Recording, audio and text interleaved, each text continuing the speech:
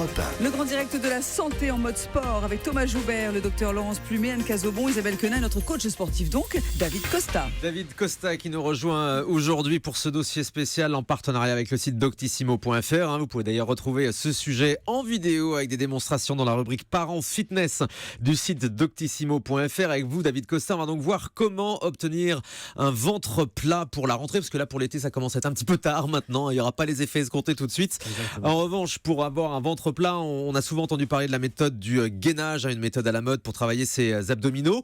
On ne sait pas forcément ce que ça veut dire et surtout comment se gainer. Alors vous allez nous entraîner. Le gainage permet de travailler quel muscle exactement ? Alors le gainage en fait c'est un terme qui vient de l'anglicisme core, C-O-R-E en fait, qui en français donc se traduit par gainage et correspond en fait à l'action de verrouiller, de fixer une zone de son corps. Donc gainage on l'associe souvent aux abdominaux dans notre cas, mais ça peut être par exemple le gainage des épaules, de la colonne, du bassin. Donc le but c'est d'immobiliser une partie du corps grâce à la contraction des muscles. Donc nous ce qui nous intéresse c'est le gainage de la colonne et du bassin grâce à l'action des abdominaux. Les abdos donc le grand droit, le muscle, les tablettes de chocolat, les fameuses, les obliques, les muscles sur les côtés et les muscles plus profonds, le petit oblique et le transverse. Donc comment est-ce qu'on s'entraîne à faire ce gainage ? Alors pour le gainage, on a dans le cadre de l'émission aujourd'hui le ballon, le fameux Swiss Ball. Oui, alors ça ce sont des gros ballons. Je disais qu'on voit souvent dans les salles de sport des gros ballons de couleur. On ne sait pas forcément à quoi ils servent, mais ça peut servir au gainage. Ça sert au gainage parce que l'intérêt du ballon justement c'est de vous déséquilibrer et ça va vous demander en fait une contraction musculaire plus intense pour fixer la position. D'accord. Et donc vous gainez. Alors ce matin on n'avait pas la place dans le studio d'Europe 1 d'amener ces gros ballons, mais vous nous avez dit qu'on pouvait faire la même chose avec une chaise. Exactement, la chaise elle est par nature instable, un petit peu moins que le ballon, mais par contre on peut se placer dessus comme si c'était un ballon avec des appuis qu'on va prendre sur les bras, je peux vous les montrer. Ah bah alors allons-y, démonstration en live sur le site europe1.fr. Je précise que David Costa est en short ce matin dans le studio d'Europe 1 et donc va vous faire quelques exercices pratiques pour vous montrer comment se gainer. Alors avec une chaise ce matin. Alors donc la chaise ce serait un petit peu plus facile, donc si on est débutant c'est intéressant. Alors ce qui est intéressant c'est de se placer par exemple en position de bras tendus pour travailler les triceps, Isabelle. Donc on met voilà. on pose les deux bras sur la chaise. Bras tendus, donc les épaules au-dessus des mains, donc sur le ballon. On place les jambes alignées avec la colonne et le bassin et on va juste déjà tenir la position. Ça a l'air facile quand je le fais, mais on va faire tester par exemple Anne et ça va être moins facile. Anne. Allez Anne. Bah oui, forcément David, vous avez beaucoup l'habitude. Anne un petit peu moins donc on se met bien le poing en avant, c'est ça. On est sur les pointes de pied, on met le poids plus sur les mains. Ouais, on bouge plus. Et donc ça, David, c'est censé travailler là les abdominaux. Anne, elle est en train de travailler ses abdos là. Donc là, qu'est-ce qu'elle fait ? En fait, là, elle travaille pas.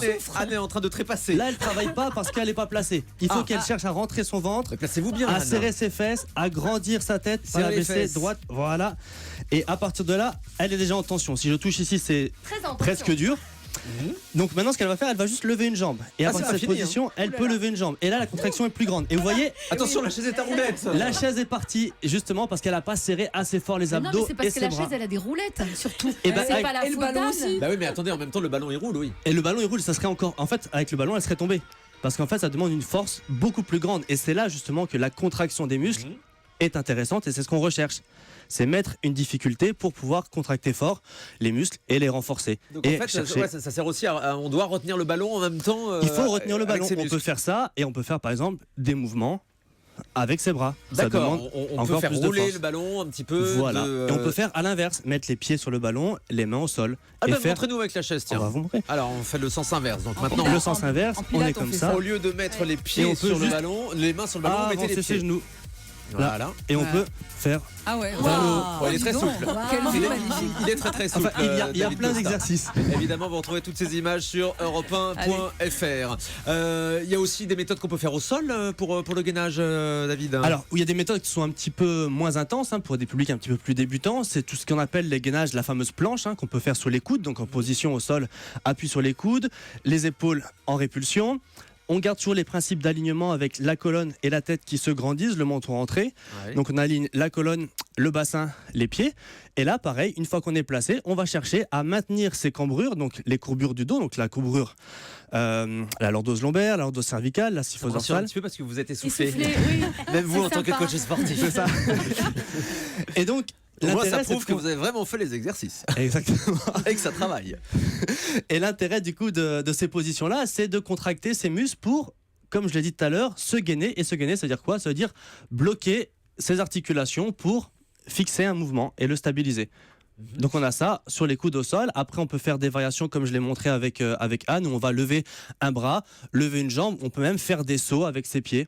Ah oui, d'accord. Et lever les jambes en arrière aussi, balancer sa jambe en arrière. Par exemple. Bah non, mais non, ça n'a pas marché, vous allez tomber. Non, c'est totalement idiot. C'est totalement idiot. Non, si, juste quelque chose. Au niveau du gainage, on le fait combien de temps on doit tenir au sol quand on a les coudes bien placés au sol et qu'on a le corps bien droit? Évidemment, c'est très variable. Le but, c'est un exercice de renforcement, on va dire, profond. Donc, il faut aller chercher des durées d'effort qui sont assez longues. Donc, qu'est-ce qu'on va faire quand on va commencer? On va aller jusqu'au tremblement. Le tremblement, c'est les premiers signes de fatigue avec des tétanos incomplets de l'organisme qui montrent que la contraction musculaire, elle est perturbée. Le muscle commence vraiment à trembler, on ne tient plus, quoi. Voilà.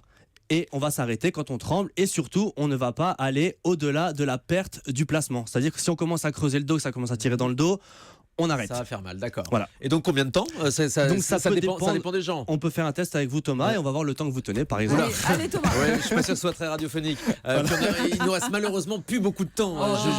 Je ne pourrais pas tenir. Non, mais moi je vais vous le dire parce que je fais un petit peu de sport, enfin tout petit peu. J'arrive à tenir 1 minute, 1 minute 15, 1 minute 30 maximum en faisant une minute, ce c'est très bien. C'est des bases que je recommande chez les gens qui font du sport pour s'entretenir et pour être en forme. À partir d'1 minute, moi je considère que c'est un niveau de gainage qui est suffisant pour être en bonne santé. D'accord, très bien. Voilà rassuré. Merci beaucoup David Costa pour ces bons conseils, ces bons exercices. Vous tenez 20 secondes, vous, Isabelle? La chaise, le truc où on se met contre le mur. Oui. Alors là, c'est pour les cuisses. Ah oui, mais moi je tiens 20 secondes. C'est hyper dur de tenir. Je suis admirative. C'est le principe du sport, Isabelle. Je sais. La respiration. No pain, no gain. Merci beaucoup, David Costa. On retrouve tous vos bons conseils dans un excellent livre que vous avez publié qui s'appelle Musclé et sexy, car c'est destiné uniquement aux femmes avec une couverture très très sexy. C'est une méthode pour affiner, sculpter votre corps rapidement. C'est aux éditions Amphora. Merci d'être venu dans le Grand Direct de la Santé. Isabelle Quenin, je vous remercie également. Le nutritionniste Laurence Plumet aussi. Anne Cazobon. On va se retrouver donc demain à 9h pour un nouveau Grand Direct.